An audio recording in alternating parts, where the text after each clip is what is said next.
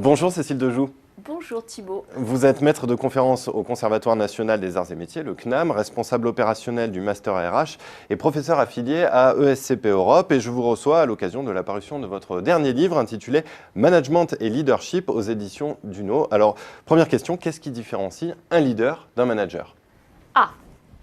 Alors, dans la littérature classique, on vous dira le leader, c'est celui qui influence et le manager, c'est celui qui organise.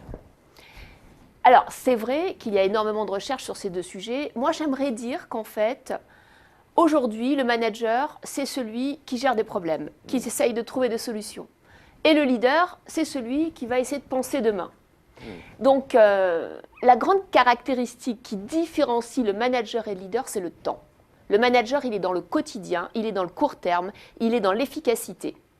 Le leader, il est beaucoup plus dans le temps long, dans la pérennisation, et il essaye de voir les possibles pour emmener l'équipe quelque part. Et ce quelque part, c'est un peu lui qui le dessine. Il dessinera le territoire. Alors aujourd'hui, on assiste à l'essor de nouvelles tendances dans l'organisation du travail. Je pense au travail collaboratif, aux organisations horizontales. Qu'est-ce que ça change dans le rôle du manager et du leader?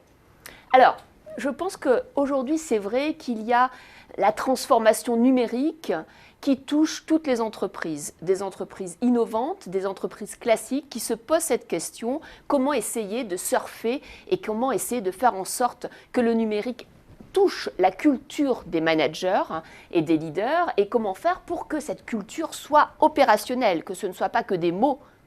Donc cette culture digitale, c'est important de la prendre en compte et peut-être de l'essaimer dans l'entreprise. Donc ce que ça change au niveau du management, c'est qu'il faut former l'ensemble des collaborateurs à cette culture digitale. Et ce que ça change au niveau des leaders, c'est qu'il faut penser la concurrence de demain avec des entreprises qui ne sont pas vos concurrents directs aujourd'hui et qui peuvent venir d'un autre secteur d'activité.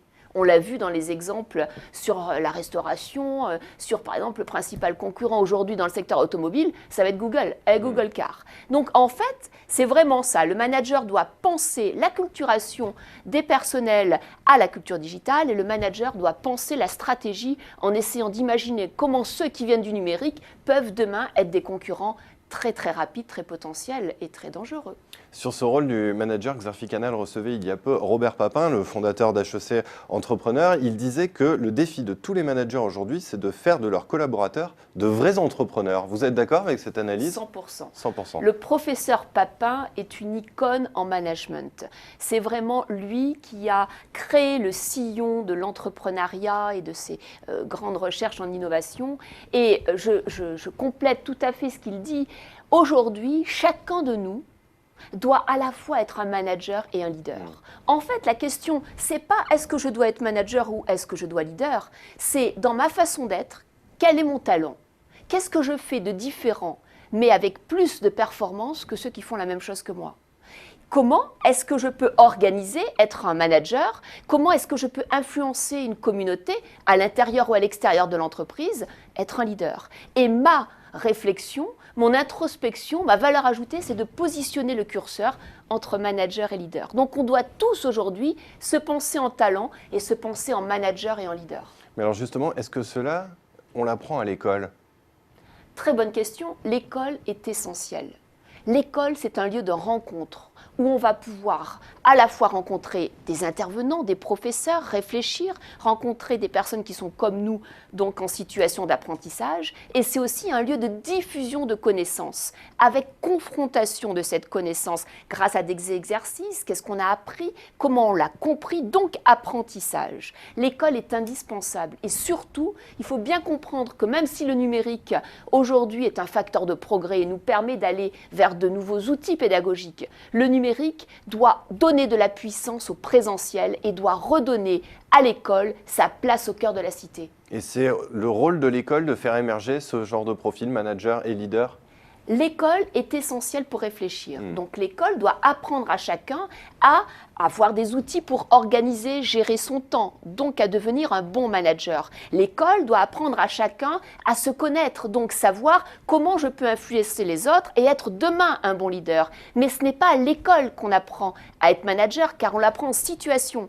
On peut apprendre encore plus le rôle de manager en faisant partie d'un BDE ou dans des activités extrascolaires grâce à l'école qu'en cours. Mais ceci dit, en cours, on apprendra les outils, les grilles de pensée et les modes qui nous permettront demain de réfléchir à ce qu'on fait. Et ça, c'est indispensable. Et si on se place du côté des entreprises, quels sont les profils de managers ou de leaders qu'elles recherchent aujourd'hui ?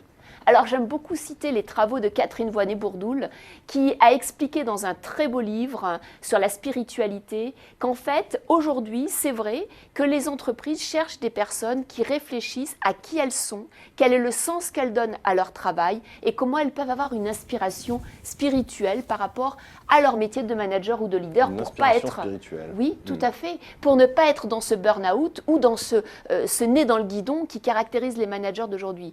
Donc ça me semble vraiment une piste très intéressante autour de la réflexion entre pourquoi je fais les choses, comment je peux mieux les faire. Et vous savez, je dis toujours à mes auditeurs de MOOC ou à mes étudiants deux choses importantes.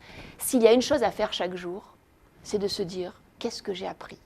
Et la deuxième chose à faire, c'est qu'est-ce que je dois changer demain. Et si chaque jour vous vous posez ces deux questions, eh bien vous allez devenir un meilleur manager et un meilleur leader. Aujourd'hui, Cécile Dejoux, on assiste à une autre tendance, c'est la véritable appétence des jeunes pour l'entrepreneuriat. De nombreux intervenants sur Xerfi Canal nous le confirment. Comment est-ce que vous analysez cette situation ? La jeunesse est bouillonnante, la jeunesse est créative et la jeunesse a besoin de faire. Ils ont envie de devenir leur propre manager ? Le paradoxe, c'est qu'on est dans un univers complètement virtuel, complètement numérique, et on aperçoit et on voit l'émergence de start-up, l'émergence de groupes, l'émergence de faire. Cette dichotomie entre le virtuel et le faire, elle est magique parce qu'elle va donner lieu à des innovations. Il faut pousser les jeunes à vouloir être entrepreneurs. Et il y a 20 ans, il y avait également plein d'entrepreneurs. La seule chose, c'est qu'il faut faire attention de ne pas croire que l'entrepreneuriat, c'est que la créativité. L'entrepreneuriat, c'est la créativité et l'expérience. Il faut associer les plus âgés, les seniors, ceux qui ont vécu des échecs, à ces entrepreneurs pour pouvoir apprendre à aller plus loin. Car si on n'a que la créativité et qu'on n'a pas la discipline, qu'on n'a pas l'organisation, la méthode, les outils, l'expérience, eh bien, on va contre un mur. Ouais. Eh bien, Cécile Dejoux, je vous remercie. Je rappelle la parution de votre livre Management et Leadership aux éditions Duno. Merci. Merci.